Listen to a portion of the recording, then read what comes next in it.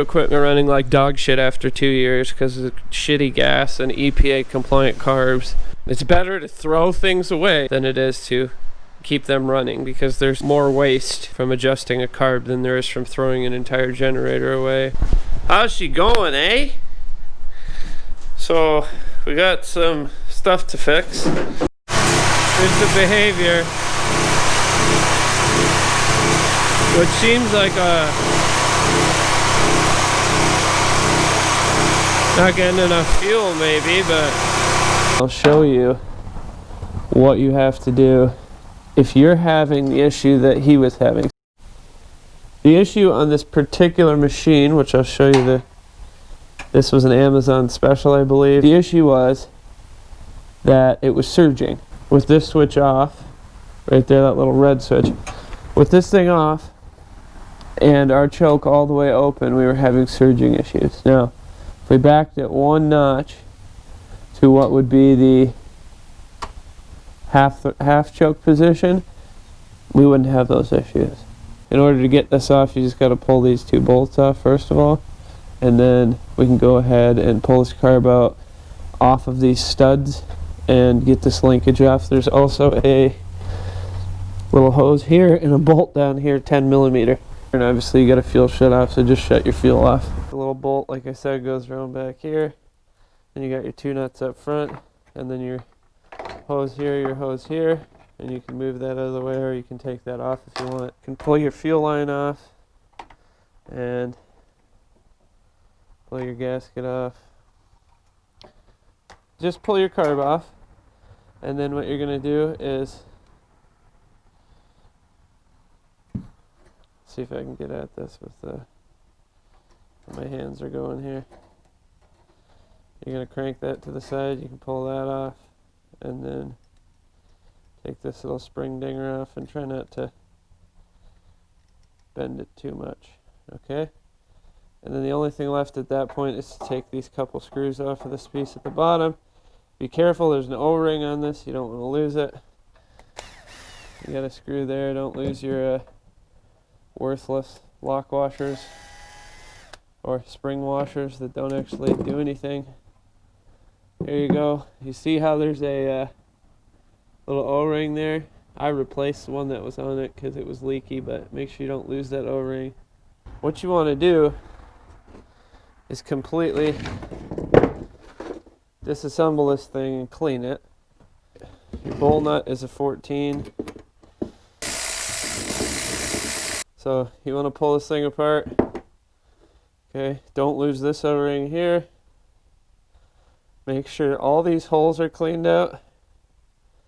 There is, I believe, 6, and also coming down through this end. Okay. You got your pin. You can pull your pin out. I always put my stuff inside the bowl just so I don't lose it. Then you can take this off. Don't lose that needle.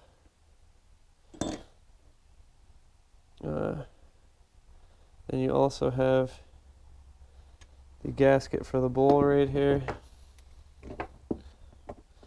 There we go. You need to go a little further. Obviously you'd want to clean all these passages. That's pretty normal stuff for carb cleaning. This is likely where your problem lies. Under this piece of plastic here. So let me get a pick. We're going to pop this off. Okay? It can sometimes be a bit of a pain to get off, but you will get it off. Once you do, underneath, you're going to find a little screw. And what you're going to do is you're going to back this all the way out. This is essentially the most, another really important part about cleaning this carb. So you get your little screw there, and then you're going to take this off, so you can see. And this guy is what you want to get out. Okay.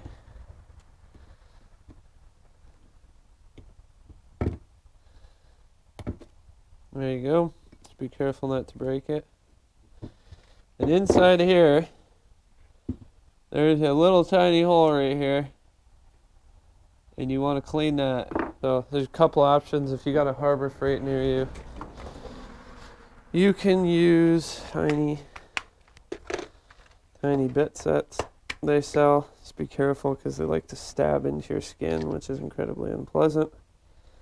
And these will often fit in there, but you don't want to give them any sort of sideways tweaking motion because you absolutely will break them. When you get this stuck in a hole somewhere, you're going to be really annoyed. So, you know, just clean out the end there. And this does sell plastic, so don't go ape shit with the carb cleaner.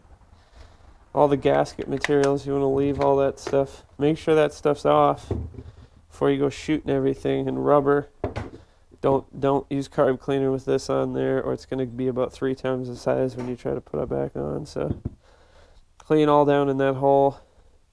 I ran mine through an ultrasonic cleaner, which I just got yesterday. It seemed like it would be helpful. So I actually disassemble it the rest of the way. You can take these screws out, pop this guy off. I put these screws back in with blue Loctite because you do not want them getting sucked into the engine. Take that screw off, remove this, and this one just pulls out. There you go. That just pulls out from there. Okay, so now you know.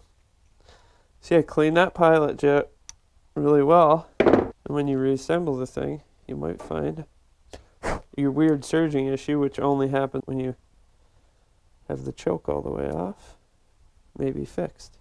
You do have to push this back in a little bit to get it in there all the way, and then we'll just go ahead and be careful with this because it's plastic threaded. I try and hold this end over here down so that the screw's sort of going in straight. So I screw it into about where it was before. That's going to actually dictate where this thing sits. If you look here, right there,